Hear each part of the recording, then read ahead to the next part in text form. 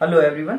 अब हम शिक्षा के दार्शनिक सिद्धांतों के तौर पर भारतीय विचारक श्री गुरुदेव रवीन्द्रनाथ टैगोर जी के बारे में चर्चा करेंगे, उनके दर्शन को पढ़ेंगे। इससे पहले हम राष्ट्रपिता महात्मा गांधी के शैक्षिक दर्शन पर चर्चा कर चुके हैं, आप उसे देख सकते हैं। यहाँ पर हम गुरुदेव रवीन्द्रनाथ टैगोर जी के अगर जीवन परिचय को देखें तो इनका जन्म 6 मई 1861 को जोड़ासांको कोलकाता में हुआ था और इनका इस जीवन को पूरा करने के बाद 7 अगस्त 1941 को निधन हुआ है। गुरुदेव को हम महान दार्शनिक, कवि और समाज सुधारक के रूप में याद करते हैं। रवीन्द्रनाथ टैगोर जी की जो सबसे बड़ी हमारे लिए साहित्यिक सहयोग रचना है वो गीतांजलि है।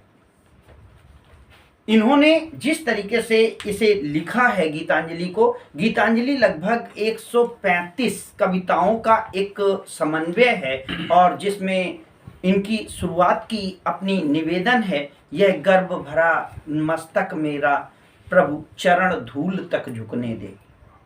पोयम इंटर में आपने पढ़ी होगी, where the mind is without fear.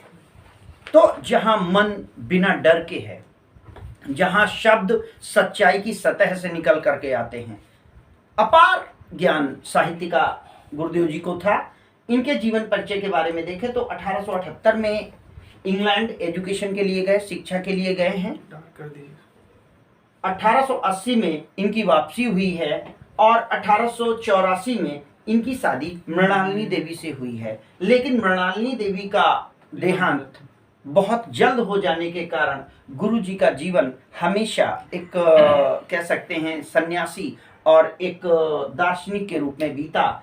1901 में बोलपुर के पास कोलकाता में शांति निकेतन की स्थापना इन्होंने अपने पिताजी के हाथों से करवाई और शांति निकेतन जो कि एक शिक्षा का आज पर्याय बन चुका है, एक विश्वविद्यालय के तौर पर कार्य कर रहा है। गुरुदेव ने उसके बाद 1913 में गीतांजलि की रचना की है, जिसके लिए इनको नोबेल पुरस्कार दिया गया था साहित्य का, और अंग्रेजी का बहुत अच्छा नॉलेज इनको था।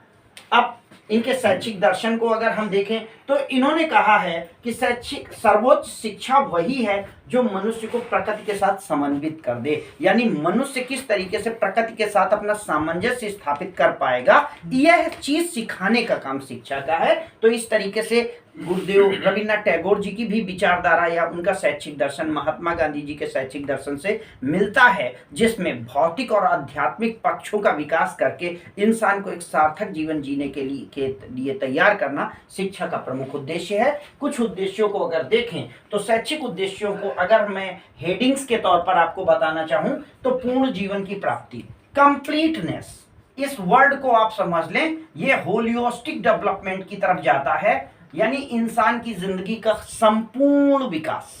तो कंप्लीट जीवन की प्राप्ति, फिर व्यक्तित्व का विकास। अब पर्सनैलिटी डेवलपमेंट, शिक्षा वो है जो व्यक्ति को शैक्षिक विचारों का आदान प्रदान, अपनी बात कहना, दूसरे की बात समझना, सामंजस्य बिठाए रखना, इस तरीके की चीजों के लिए विकसित करे। स्वस्थ शरीर का विकास, शारीरिक शिक्षा के तौर पर प्राकृतिक वातावरण में रहते हुए इंसान को एक परफेक्ट मैन, चूंकि स्वस्थ शरीर में स्वस्थ मन का विकास होता है, इस विचारधारा के समर्थक हमारे गुरुदेव भी थे, जिन्होंने कि ये बताया कि स्वस्थ शरीर में स्वस्थ मन के विकास के लिए आवश्यक है कि शिक्षा तभी पूरी हो पाएगी जब बच्चा अपने शरीर का सही विकास करे। वास्तविक बातों से परिचय कराएं। शिक्षा हवा में नहीं चलनी चाहिए।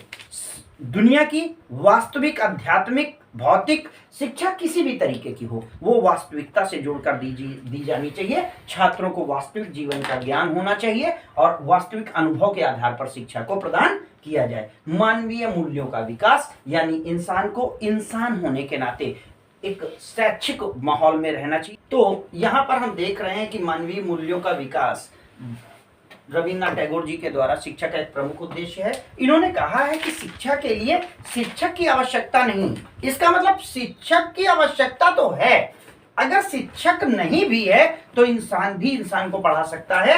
यानी जो शिक्षक है वो शिक्षक बनने से पहले इंसान बने और वो बच्चे को बच्चे जैसा समझे, इसके बाद ही वो अच्छा शिक्षक हो सकता है।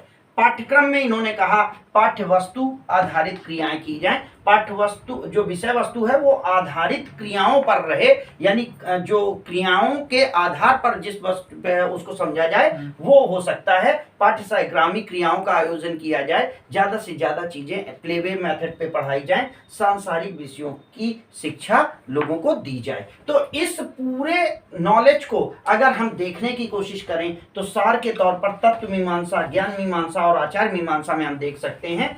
तत्व मीमांसा में इन्होंने कहा है आत्मरक्षा और आत्मज्ञान से जीवन युक्त होना चाहिए, यानी इंसान को ऐसी शिक्षा लेनी है जिससे वो अपने बारे में जान सके, अपने अस्तित्व के बारे में जान सके और अपने जीवन के को सार्थक बना सके। मनुष्य ईश्वर का अंश है, पार्ट ऑफ गॉड है। यहाँ पर भी इन्होंने मान लिया है कि अद्वैत है। दूसरा ज्ञान मीमांसा, भौतिक और आध्यात्मिक विकास, यानी दुनियादारी का भी नॉलेज चाहिए होगा और धर्म का और आस्था का भी विकास जरूरी है, यानी इंसान को ज्ञान के तौर पर दोनों तरीके का ज्ञान चाहिए होगा। आचार मीमांसा, मानवीय मूल्यों का विकास किया जाना चाहिए इंसान के अंदर, यानी मानवता की सेवा सबसे बड़ी सेवा है और मानव का विकास मानवता का विकास है। और अब यहाँ पर शिक्षण विधि अगर हम देखें कि इसके लिए हमें क्या करना चाहिए, तो क्रिया विधि, बच्चे को करने देना चाहिए, करके सीखने देना चाहिए।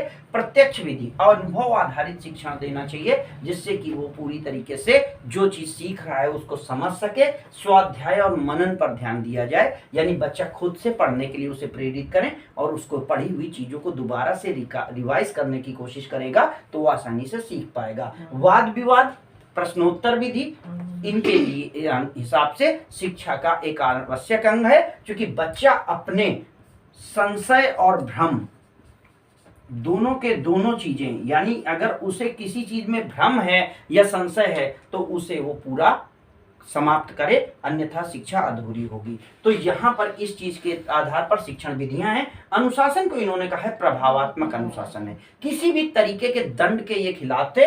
इन्होंने शिक्षक के लिए कहा है कि शिक्षक अगर दंड देता है तो वो दोषी शिक्षक है, यानी आप दंड देने के काबिल क्यों बने, आपने क्यों पनिश किया, आपको इसके पहले ही बच्चे को क्यों इस लायक बनने दिया कि बच्चा गलतियां कर रहा है। आप उसको शुरुआत से इस तरीके के संतुलन में रखें कि बच्चा गलती ना करे।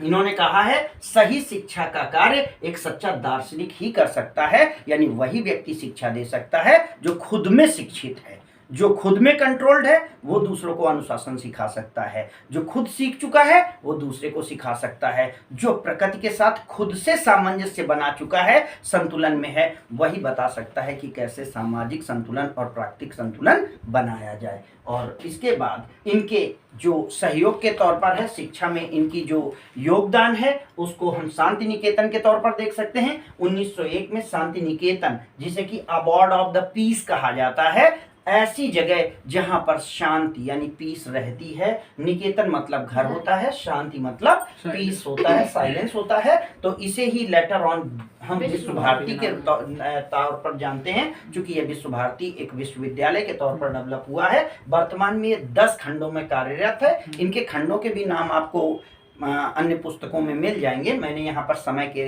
चलते नहीं लिखा है। जहाँ पर विश्व के कई देशों के छात्र अध्ययनरत हैं। गांधी जी का दर्शन इस बात पर कि वास्तव में मैंने शिक्षा के सही स्वरूप को शांति निकेतन में देखा है, शांति निकेतन वास्तव में एक शिक्षा का सही केंद्र है, यह बात गांधी जी ने शांति निकेतन के बारे में लिखी है। तो इस तरीके से गुरुदेव रविन्द्रनाथ टैगोर जी का शैक्षिक दर्शन आप देखते हैं, यह भी प्राकृतिक शिक्षा और आत्म अनुशासन और